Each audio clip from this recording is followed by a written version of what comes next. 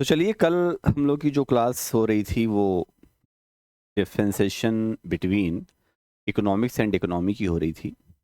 तो कल हम लोग ये डिस्कस कर रहे थे कि इकोनॉमिक्स क्या है और इकोनॉमी क्या है, और आईएएस की जर्नी में हमें क्या पढ़ना चाहिए। What should be read in journey of IAS, in journey of UPSC. Economics is compulsory to study और इकोनॉमी। तो first of all I would like to say to all of you that Indian economy is a core syllabus for IAS, and economics is the ultimate जो हमें पढ़ना ही चाहिए। तो economics एक ultimate है जिसे हमें पढ़ना ही चाहिए, but most of the educators and most of the aspirants don't like to study. हमें ये नहीं करना है। तो हमने कहा था कि अगर आपको आईएएस बनना है, आप आईएएस की तैयारी करना चाहते हैं और आप इस विषय को पढ़ रहे हैं, इकोनॉमी को, तो आपको इकोनॉमिक्स समझना चाहिए। तो अस्तित्व एक पहचान, या दूसरी क्लास में मैं डॉक्टर कुमार मयंक आप लोगों का मोस्ट वेलकम करता हूं एक बार फिर से। और अब हम दूसरी क्लास के लिए आगे बढ़ रहे हैं। तो चलिए, दूसरी क्लास में हम लोग डिस्कशन करेंगे कि डिमांड एक्सपेंशन, डिमांड कॉन्ट्रैक्शन और increase in demand and decrease in demand. तो कल चर्चा हो रही थी कि मांग क्या है। तो आप लोगों ने बताया कि मांग खाना है, मांग धन है। हमने कहा नहीं, मांग की एक जो बढ़िया परिभाषा है वो ये है कि effective desire with purchasing power. एक प्रभावी इच्छा और क्रय शक्ति के साथ, और क्रय शक्ति के साथ प्रभावी इच्छा आती है तो वही मांग है। लेकिन साथ साथ जिस वस्तु की आप प्रभावी इच्छा रख रहे हैं, उस वस्तु को हासिल कर रहे हैं, अगर आपके अंदर से प्रयोग करने की तत्परता नहीं है तो मांग नहीं होगी। क्या बात समझ रहे हैं? बात समझ रहे हैं? तो कहने मतलब ये है कि मांग कोई विशेष वस्तु के लिए हो जरूरी नहीं। मांग सामान्य भी हो सकती है, मगर उस वस्तु को मांगने की इच्छा प्रबल होनी चाहिए, पहली बात। दूसरी बात यह है कि उस वस्तु को मांगने की इच्छा प्रबल होने के साथ साथ और क्या होना चाहिए? क्रय शक्ति, परचेजिंग पावर होनी चाहिए। ठीक है। तो मार्शल के नियम पर थे हम लोग कि मार्शल का नियम क्या कहता है। तो आज फिर हम लोग मार्शल के नियम को देखेंगे कि मार्शल क्या कहते हैं। तो इंडियन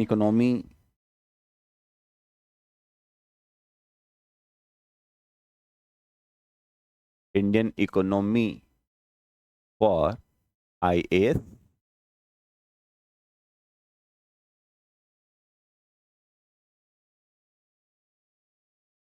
तो फिर यहां से हम लोग डिस्कशन कर रहे हैं Marshall law. Marshall law, Marshall का नियम क्या है? मार्शल का नियम क्या है ना? तो मार्शल के नियम की बात करें तो मार्शल कहता है कि प्रायः ऐसा देखा जाता है कि सामान्य वस्तुओं के संदर्भ में, सामान्य वस्तुओं के संदर्भ में एक सामान्य सी बात करते हैं मार्शल कि वस्तु व सेवाओं की कीमतें जब कम होती हैं तो हम वस्तु व सेवाओं की मांग को बढ़ा देते हैं। जब वस्तु व सेवाओं की कीमतें ज़्यादा होती हैं तो हम वस्तु व सेवाओं की मांग को कम कर देते हैं। तो मार्शल कहते हैं कि there is certain reciprocal relation between price of goods and demand for goods. तो एक रेसिप्रोकल रिलेशन है। मार्शल कहना है कि जब हम कीमत और मांग, मांगी गई वस्तुओं के बीच का रिलेशन देखते हैं तो पी का रिलेशन क्यू से कैसा हो जाता है? विपरीत हो जाता है। जहां वेयर पी क्या है? प्राइस है, और क्यू क्या है? डिमांड है। ठीक है, डिमांड या क्वांटिटी आप कह सकते हैं। तो ग्राफ भी बता दिया था आपको। तो ग्राफ क्या होगा? ग्राफ ये होगा O X O Y demand line, this is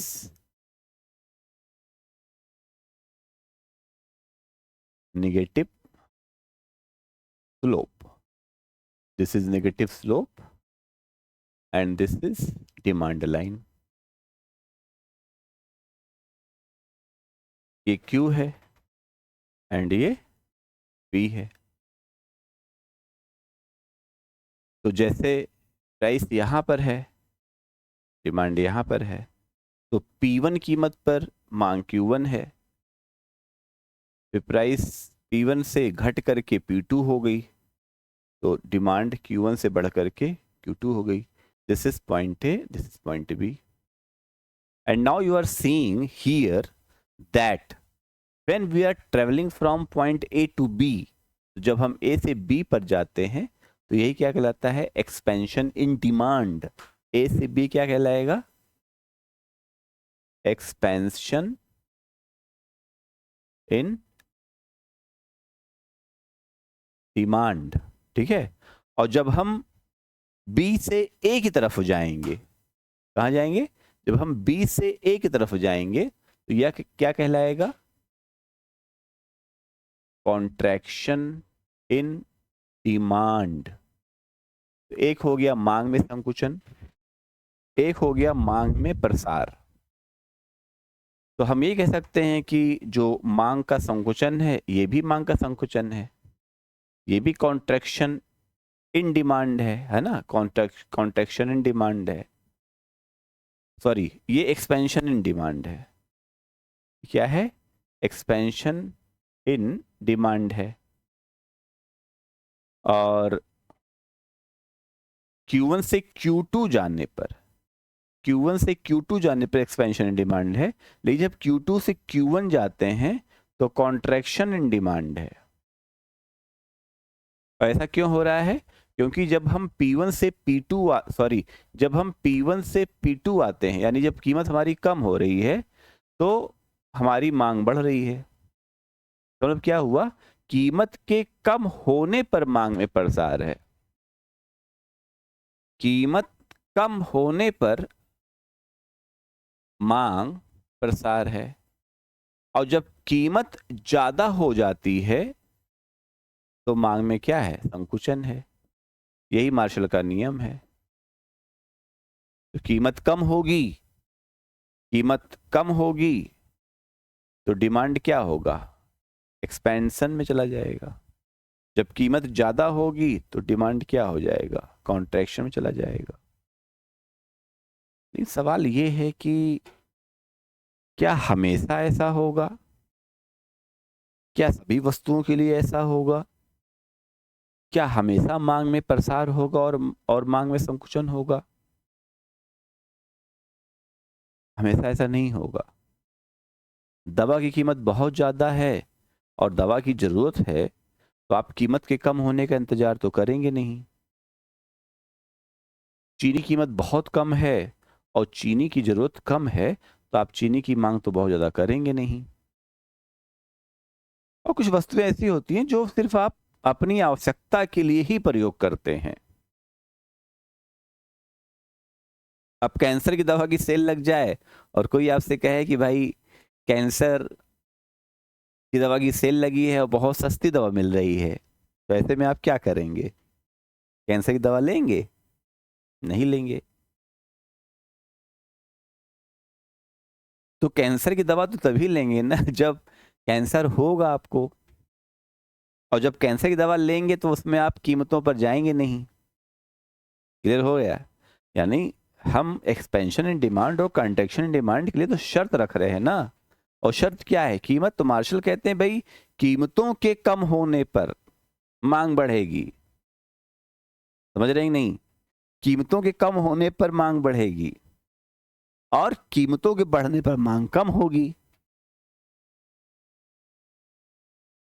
तो फिर एक डिफरेंस तो है कि मांग प्रसार और मांग वृद्धि में, मांग संकुचन और मांग की कमी में तो क्या डिफरेंस है, आइए देखते हैं। तो 4 शब्दों का ऑपरेशन करेंगे हम लोग। Now we are going to operate 4 terms. और आप में से कोई बताएगा कि पहले बताइए कि एक्सपेंशन इन डिमांड और इंक्रीज इन डिमांड में क्या होता है? आप बताइए, बताइए।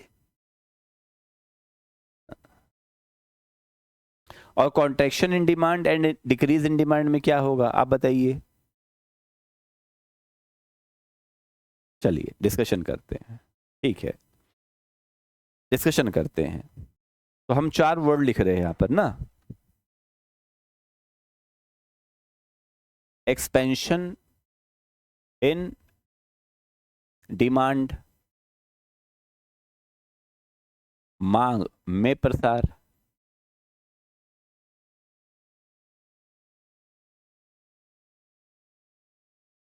Contraction in demand,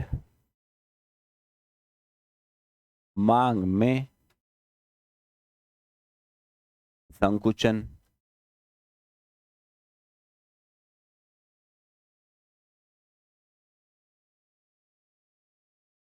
increased in demand, मांग में वृद्धि,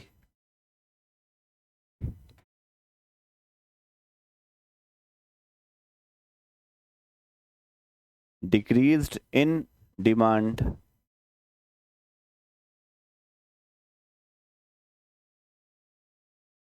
मांग में कमी।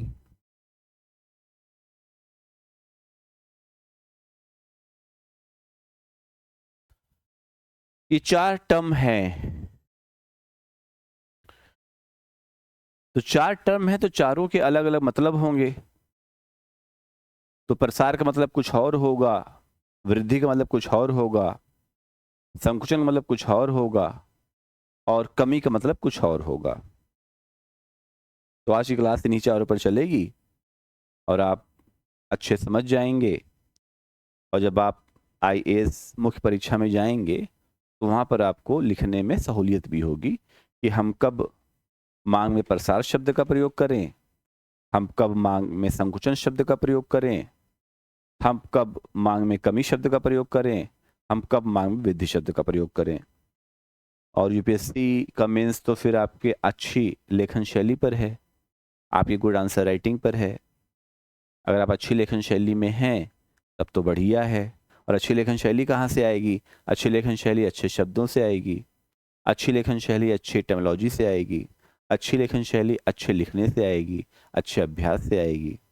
तो जब तक हम सूक्ष्म स्तर पर अंतर नहीं समझेंगे तब तक शायद हम यूपीएससी की अच्छी आंसर राइटिंग नहीं कर पाएंगे। देखिए, आंसर राइटिंग करना और अच्छी आंसर राइटिंग करने में डिफरेंस है, जैसे मांग करना और प्रभावी मांग में डिफरेंस है,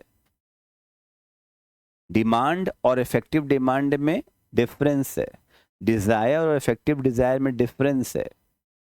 तो राइटिंग तो सभी कर रहे हैं। तो 20,000 बच्चे मेंस देंगे तो 20,000 बच्चे आंसर राइटिंग करेंगे। ऐसा तो है नहीं कोई छोड़कर आ जाएगा आंसर राइटिंग। तो अच्छी आंसर राइटिंग किसकी होगी? जो सिलेक्ट होकर के मेंस में जाएंगे, यानी उनकी अच्छी आंसर राइटिंग है।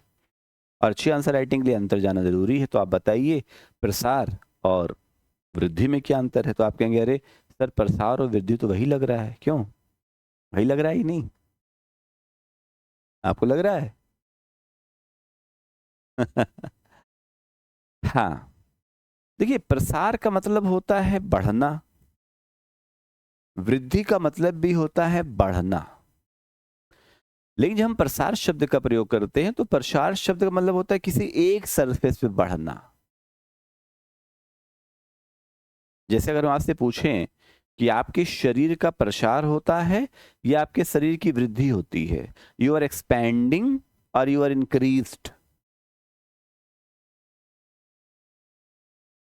तो आप बताएंगे कि नहीं हम। हाँ बताइए। अच्छा, आपकी हाइट में क्या एक्सपेंशन होता है या आपकी हाइट बढ़ती है? कोई व्यक्ति मोटा हो रहा है तो वो फैल रहा है, प्रसार हो रहा है उसमें, या वृद्धि हो रही है? क्या हो रहा है? प्रसार हो रहा है, सही है, ठीक है। जब प्रसार होता है तो सरफेस एक होता है, जब वृद्धि होती है तो सरफेस अलग अलग हो जाता है। तो प्रसार और संकुचन एक ही सरफेस के दो शब्द हैं। प्रसार और संकुचन एक ही शब्द, एक ही सरफेस के दो शब्द हैं। वृद्धि और कमी भी,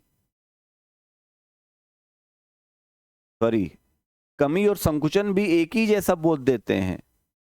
बोध उनका एक जैसा है लेकिन अलग अलग अंतर है,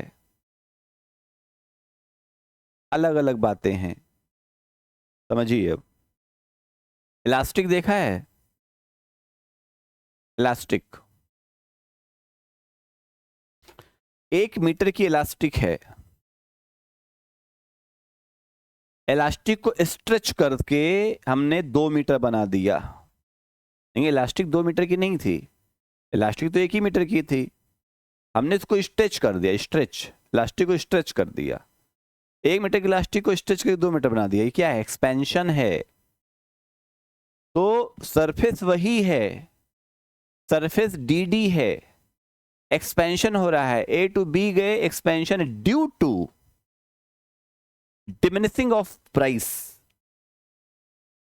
तो जब कीमतों में कमी आई तो एक्सपेंशन हुआ, और कीमतों में वृद्धि हुई तो कॉन्ट्रैक्शन हुआ।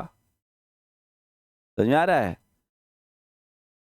मतलब ये हुआ कि एक्सपेंशन एक ही सरफेस पर होगा, वृद्धि अलग अलग सरफेस पर होगी। कैसे? अब देखिए, वृद्धि की बात करते हैं। एक मांग रेखा, एक demand line, there is demand line D D and another demand line D1 D1। हम पहले यहां देख लें, कीमत पहले P थी, हमारी मांग Q1 थी। हमारी मांग बढ़ गई है, उसी कीमत पर हमारी मांग क्या हो गई? Q2 हो गई है, पॉइंट A टू B। अब हम बिंदु A से बिंदु B की तरफ हैं, और जब हम बिंदु A से बिंदु B की तरफ हैं तो ये क्या कहलाएगा? ये कहलाएगा मांग में वृद्धि। ये क्या है?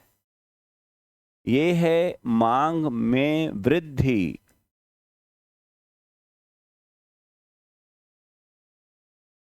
Increased in demand.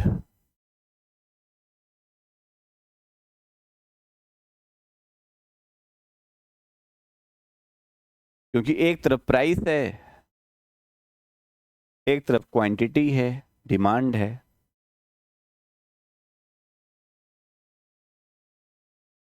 तो देखिए, कीमतों में गिरावट नहीं है, कीमतें जहां थी वहीं हैं, लेकिन अब मांग हमारी बढ़ रही है ना। जैसे आप हॉस्टल में रहते हैं, पहले आप अकेले थे अपने रूम में, तब आप हर महीने 1 किलो चीनी की खपत करते थे, रेट 40 रुपये प्रति किलो था। लेकिन अब आपके साथ कोई रूम पार्टनर आ गया है, चीनी की खपत 2 किलो हो गई है, तो 2 किलो चीनी लाएंगे या 20 रुपये किलो चीनी होने का इंतजार करेंगे? तो जाहिर सी बात है, आप अब 20 रुपये का इंतजार नहीं करेंगे, आप 40 रुपये पर ही 2 किलो चीनी खरीदेंगे, क्योंकि आपकी खपत 2 किलो की है, क्योंकि आपकी जरूरत है। तो मांग में वृद्धि जरूरत का नाम है। कोई व्यक्ति 6 फीट का है, सर्कस में काम कर रहा है, 12 फीट का दिखना चाह रहा है, तो 6 फीट का बांस लगा लेगा पैर में, तब 12 फीट का हो जाएगा। हाँ, या 11 फीट का हो जाएगा। तो जब आप जानबूझ करके कुछ ऐड करते हैं, वो मांग में वृद्धि है, वो शब्द वृद्धि कहलाता है। कुछ एडिशन, कुछ जोड़ना। और जब आप एक ही सरफेस पर रहते हैं तो वो मांग में प्रसार कहलाएगा, क्योंकि वहां पर कीमत के कारण मांग में वृद्धि हो रही है, वो मांग प्रसार है। यहां कीमत स्थिर होने पर मांग बढ़ रही है, ये मांग वृद्धि है। अंतर क्लियर हुआ कि नहीं? तो मांग में प्रसार और मांग में वृद्धि दो अलग अलग शब्द हैं।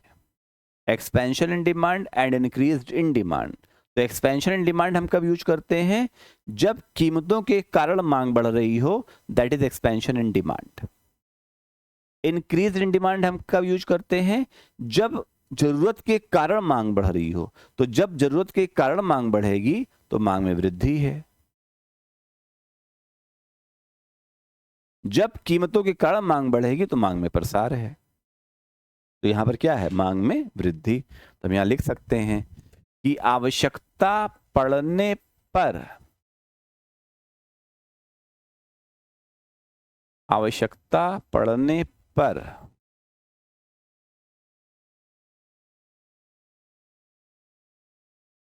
मांग में वृद्धि, मांग वृद्धि कहलाती है। अब फिर देखिए, कीमत P है और अब उसी कीमत पर अगर हम, उसी कीमत पर अगर हम B से A की तरफ आ रहे हैं, यानी हम Q2 से Q1 आ रहे हैं, अगर हम B से A की तरफ आ रहे हैं तो ये मांग में कमी है।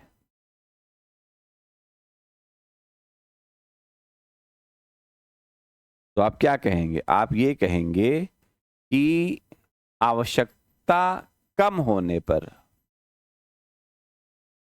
आवश्यकता कम होने पर मांग कम हो जाएगी तो मांग में कमी कहलाएगी। मतलब क्या हुआ?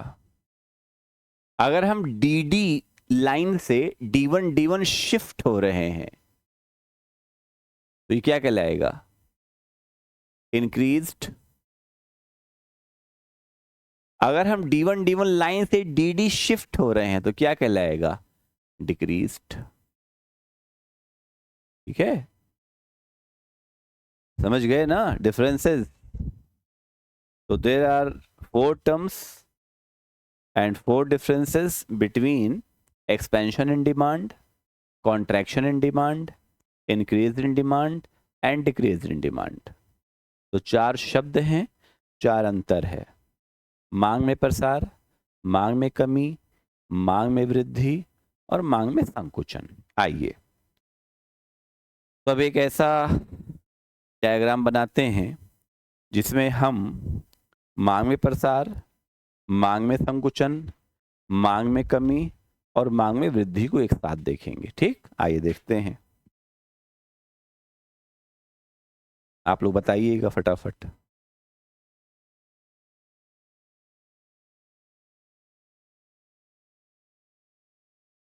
DD,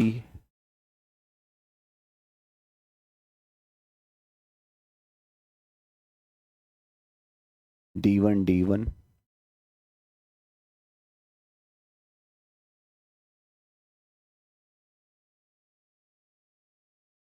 D2, D2। ठीक,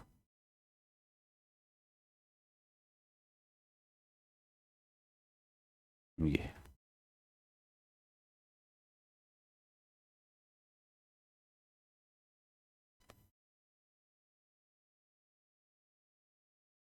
Q1, Q2, Q3,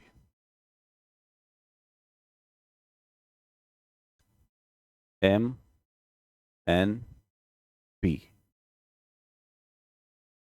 नहीं, M,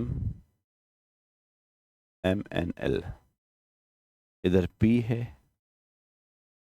इधर प्राइसेस है ना, इधर क्वांटिटी है। बताइए, M से N पर चले गए तो क्या होगा? M से N पर चले गए तो क्या होगा? हाँ, वेरी गुड, वृद्धि।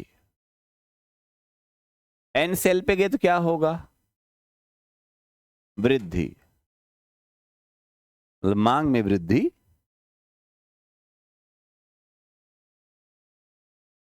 N से M पर आए क्या होगा? कमी।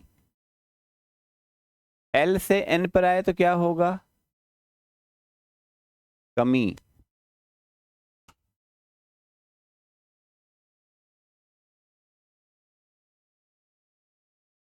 जी और एच।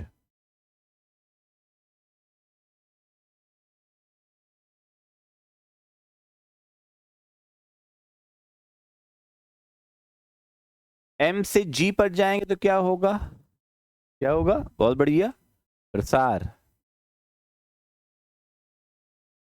एन से एच पे जाएंगे तो क्या होगा? प्रसार।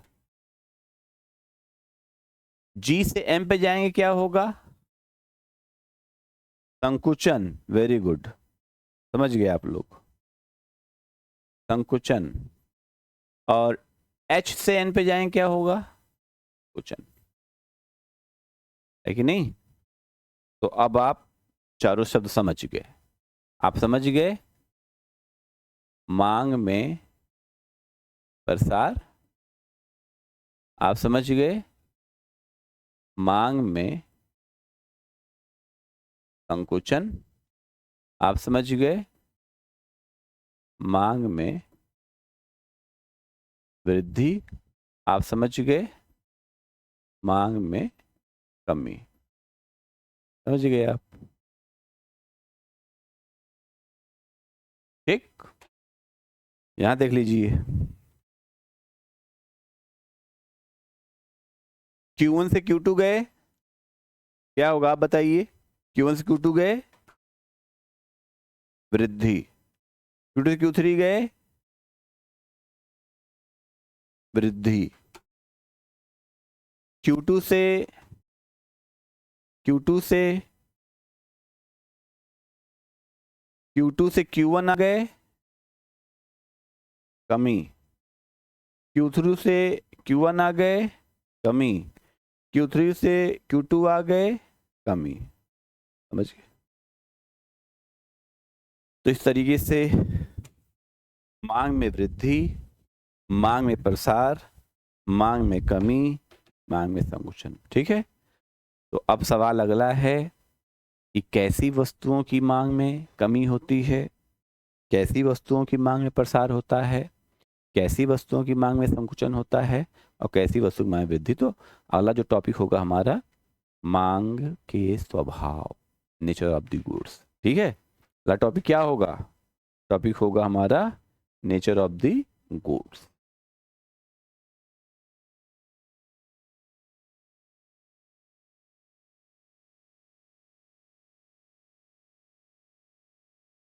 ठीक, नोट कर लीजिए।